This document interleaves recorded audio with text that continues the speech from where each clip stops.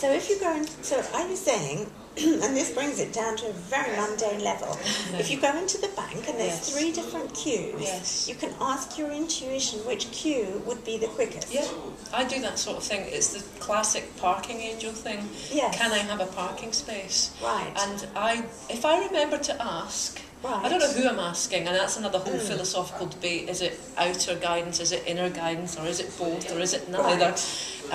But if I remember to intend it in my mind and heart, 9 times out of 10, or even 9.9 times out of 10, there will be a parking space for me. Right. If I forget, because I'm so distracted, 4 times out of 10 there'll be a parking space. Right. So, and that's the evidence that I've gathered.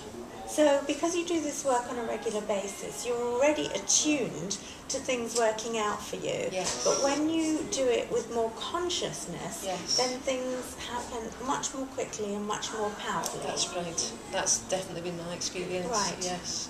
Well, that sounds an incredibly exciting way to live.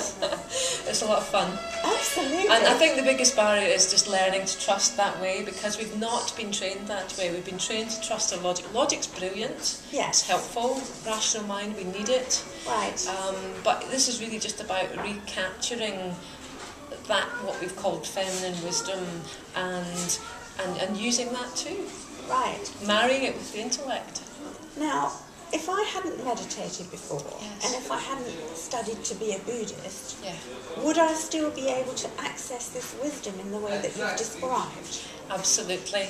This meditation I've created is for everybody, and it's not a great bit of training. It doesn't have to belong to a religion. I don't consider myself to be a Buddhist or any religion for that matter.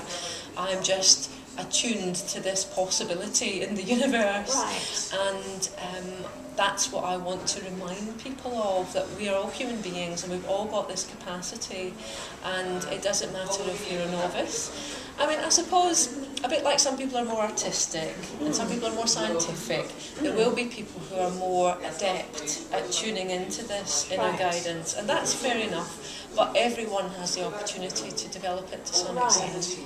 So in a way, this living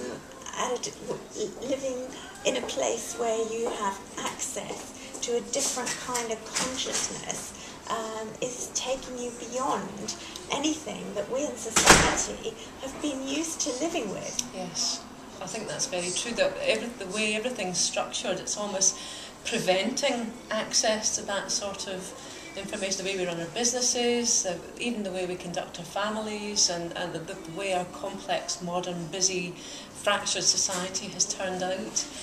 I mean, I think back centuries ago, when we all ploughed fields and lived simpler lives, we probably had, we didn't have television like filling up our awareness all the time. We had access to this all the time.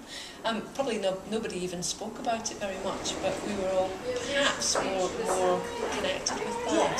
Yes, so we were more in tune, more in harmony with who we were as human beings, and we've lost some of that, possibly because of the industrial age. I think so. And moving inside, literally, physically indoors, as opposed to spending more time outdoors. True. And being in harmony with ourselves as creatures of nature. Because I think being in nature is one of the fastest ways to open up our hearts and open up access to that intuitive way of being. Right. That certainly makes sense to me.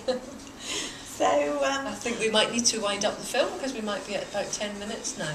Okay, well I think we're going to venture out into the rain, into our concrete stations, and wish that we were currently surrounded by a little bit more nature. And Thank you. You're welcome, and I guess what it is about carrying that little bit of inner garden in our hearts. And the more one practices, the more that's the case. That's been the case for me in London this trip. Right. That my inner garden is so strong now that I carry it, and so I can still be sensitive to it even in the middle of the city. Well, that is something I think we'd all like to know how to do. So thank you very much.